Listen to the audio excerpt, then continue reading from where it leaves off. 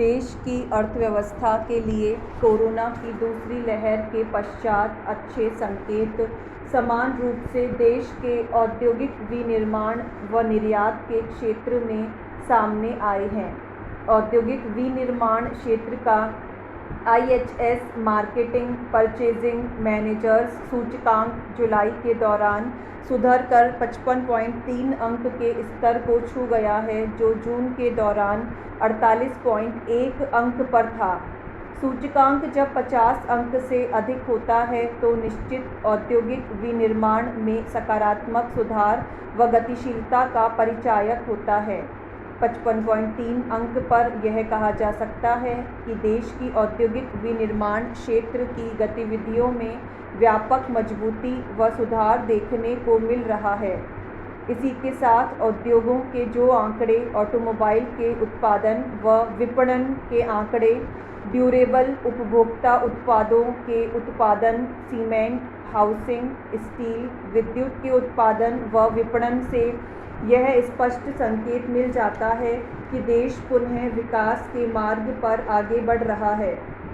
इसी के साथ जुलाई के दौरान देश के निर्यात भी बढ़कर $35.17 बिलियन हो गए हैं, अर्थात गत वर्ष की समान अवधि के मुकाबले जुलाई के निर्यात में 47.91% की वृद्धि दर्ज की गई है। आयात बढ़कर $46.4 बिलियन के स्तर को छू गए हैं। देश के निर्यात का नेतृत्व पेट्रोलियम, रिफाइनरी, स्वर्ण आभूषण, इंजीनियरिंग उत्पादों ने किया है।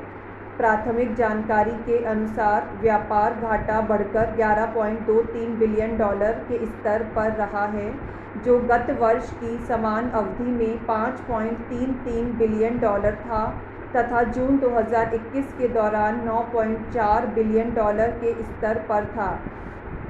अधिकांश आयात का नेतृत्व भी निर्यातक उद्योगों के द्वारा किया जा रहा है।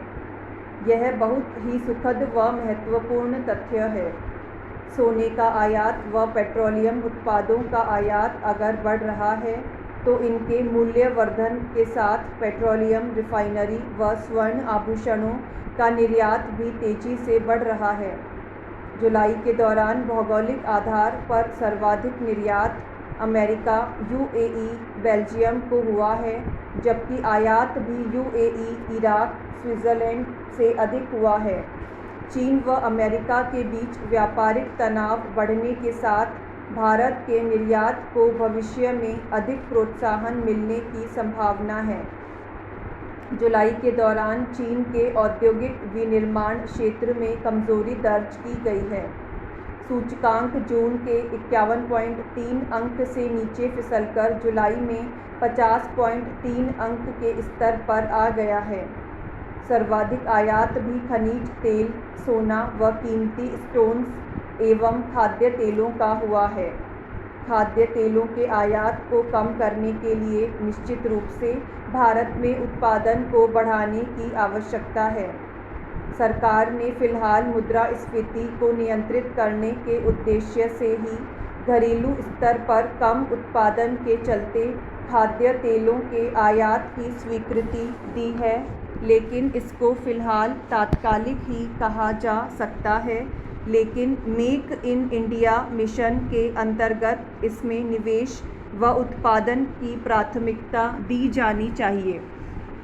जुलाई के दौरान पेट्रोलियम, रिफाइनरी, इंजीनियरिंग उत्पादों, स्वर्ण आभूषण का निर्यात क्रमशः बढ़कर $3.82 बिलियन, $2.82 बिलियन व $1.95 बिलियन तक बढ़ गया है।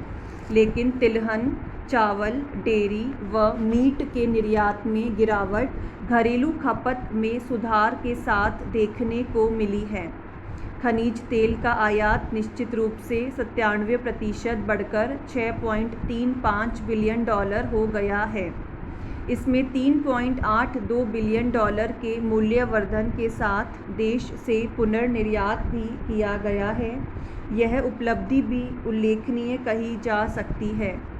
सोने का आयात भी 135.5% बढ़कर $2.42 बिलियन हो गया है, लेकिन इसी के साथ देश से स्वर्ण रत्न आभूषणों का निर्यात भी $1.95 बिलियन हो गया है, जिसे महत्वपूर्ण कहा जा सकता है। पर्ल, बहुमूल्य नगीनों व सेमी बहुमूल्य नगीनों का आयात भी इसके साथ बढ़कर $1.68 बिलियन के स्तर पर रहा है। अर्थात भविष्य में और अधिक मूल्यवर्धन के साथ देश से स्वर्ण आभूषण व बहुमूल्य नगीनों के निर्यात की संभावना देखी जा सकती है। नोमुरा का बिजनेस रिजम्पशन सूचकांक भी सुधरकर 95.9 अंक पर जुलाई के अंत में था, जो अगस्त में पुनः सुधरकर 95.0 अंक पर आ गया है।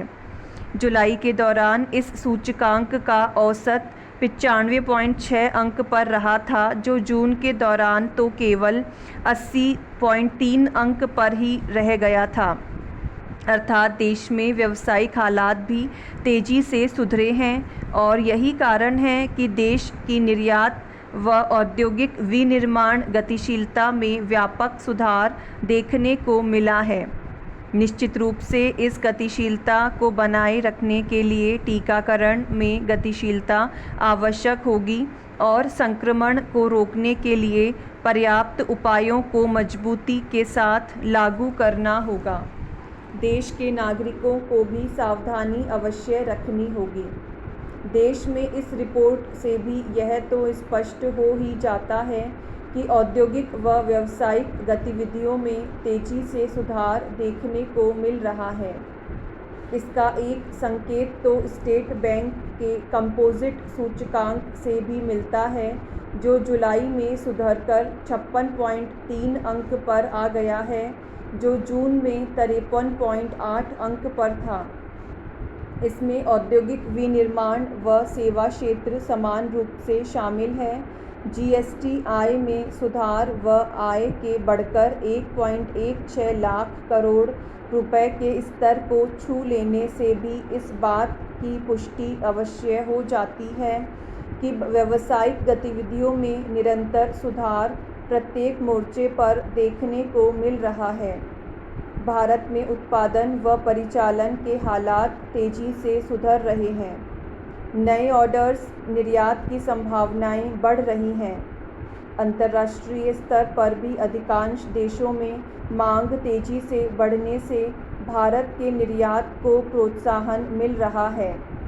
सरकार ने जो उपाय निर्यात क्षेत्र के प्रोत्साहन हेतु किए हैं, उनके परिणाम निश्चित रूप से गत 8 माह की अवधि में देखने को मिल रहे हैं। भारत के निर्यात वर्ष 2021-22 में बढ़कर $400 बिलियन के आसपास देखने को मिल सकते हैं।